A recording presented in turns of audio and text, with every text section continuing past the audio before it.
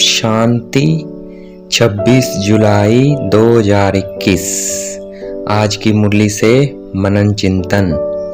बाबा कहते, मीठे बच्चे, याद की यात्रा में कभी थकना नहीं।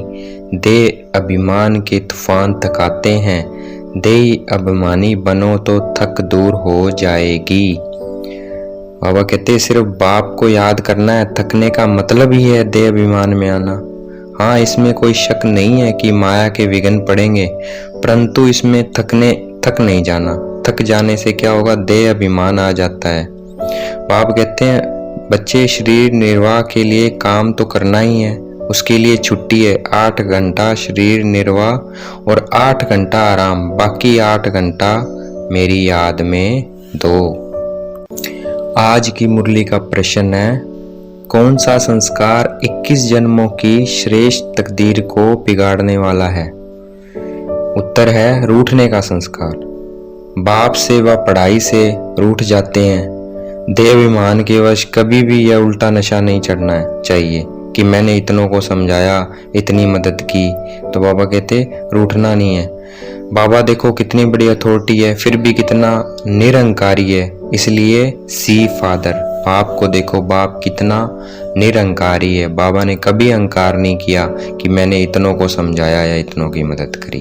तो बाबा कहते सी फादर। आज की मुरली का गीत है, रात के राही थक मत जाना। गीत सुनेंगे 20 सेकंड।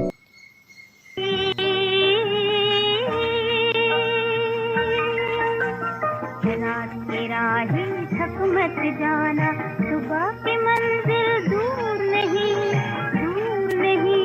थक मत जाना, बुराही थक मत। बाबा कहते, मीठे मीठे बिछड़े हुए बच्चों ने ये गीत सुना। जो योग युक्त सर्विसेबल बच्चे हैं वह इसका अर्थ झट समझेंगे। हम रात के राई अर्थात ब्राह्मणों की अब रात पूरी हुई। भक्ति मार्ग को रात कहा जाता है। आधा कल्प रात का पूरा होता है। हद का भी दिन और रात होता है ना, वैसे ही ब्राह्मणों की रात और दिन है। आगे बाबा कहते, माया के तूफान आने से बुद्धि का योग टूट जाता है। फिर देह अभिमान में आने से धंधा दौरी बच्चे याद आ जाते हैं। बाप कहते हैं, अब तो ये धंधा दौरी आदि सब खलास हो जाने हैं। तुम्हारे बच्चे वारिस बनने ही नहीं हैं, सब खत्म हो जाने हैं। अभी तो वारिस भेद के बाप के खड़े हैं। हद का वर्षा बर्बाद होना है। अगर धंधा दौरी बच्चों आदि के चिंतन में मरेंगे तो मुफ्त अपनी बर्बादी कर देंगे। शिव बाबा को याद करेंगे तो आबादी बहुत होगी। आज तुम क्या करते हो, कल क्या करेंगे। यहाँ तपस्या करते हो, फिर दिल्ली वृंदावन आदि में जाकर राज्य करेंगे। हमारा यादगार कैसे खड़ा है, यह अच्छी रीति दिखाना है। जो काम हम अभी कर रहे हैं 5000 वर्ष पहले भी किया था। दिलवाड़ा मंदिर पूरा हमारा यादगार है। तुम जानते हो यह स्थापना का यादगार है। आगे बाबा कहते, बाप कहते हैं, मुझे भी घर में याद करो। यहाँ तो मैं टेम्परेरी आता हूँ। तुम्हारी बुद्धि शांति धाम में टिकनी चाहिए, बाबा की याद में। घर का भी वर्षा लेना है ना, वह है आत्माओं का घर, यह है जीवात्माओं का घर।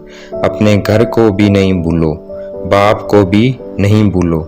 जितना हो सके औरों को रास्ता बताते जाओ। आगे बाबा कहते, ड्रामा अनुसार भट्टी भी बनी थी, पाकिस्तान हिंदुस्तान हुआ। तुम्हारी भट्टी पहले शुरू ही हुई पाकिस्तान में। तुमने नदी को क्रॉस किया। शास्त्रों में तो क्या क्या बातें लिख दी है, प्रैक्टिकल में तो अब तुम सुनते हो ना, जो रामायण में दिखाया है। अब बाप कहते हैं, हियर नो इविल, धंधा आदि भल करो, परंतु हियर नो इविल। हर बात में श्रीमत लो। बाबा, इस हालत में हम क्या करें? तो बाबा सब बता देंगे। कोई भी बात पूछनी हो तो तुम बाबा के पास आओ। तुम्हारी सेकंड बाय सेकंड जो पास होता है उसमें पदम है, तो कितनी कमाई हो रही है। आज की मुरली का वरदान, परिवर्तन शक्ति द्वारा सर्व के शुक्रिया के पात्र बनने वाले विघ्न जीत भव। विघ्न जीत भव कैसे बनेंगे? अगर कोई अपने संस्कार स्वभाव के रूप में परीक्षा बनकर सामने आए तो आप एक की स्मृति से यानी शिव बाबा की स्मृति से ऐसी आत्माओं के प्रति भी रहम दिल की श्रेय संस्कार स्वभाव धारण कर लो। अगर कोई देहधारी दृष्टि से सामने आए तो उनकी दृष्टि को आत्मिक दृष्टि में परिवर्तन कर लो। तो ऐसे परिवर्तन की युक्ति आ जाए तो विघ्न जीत बन जाएंगे। फिर संपर्क में आने वाली सर्व आत्माएं आपका शुक्रिया मानेगी। आज की मुरली का स्लोगन, अनुभवों का स्वरूप बन जाओ तो चेहरे से खुश नसीबी की झलक दिखाई देगी। अनुभवों का स्वरूप कैसे बनेंगे? मुरली को प्रैक्टिकल लाइफ में लेकर आएंगे तो अनुभवों का स्वरूप बन जाएंगे, हमारे चेहरे से हमेशा खुशी दिखाई देगी। अच्छा, ओम शांति।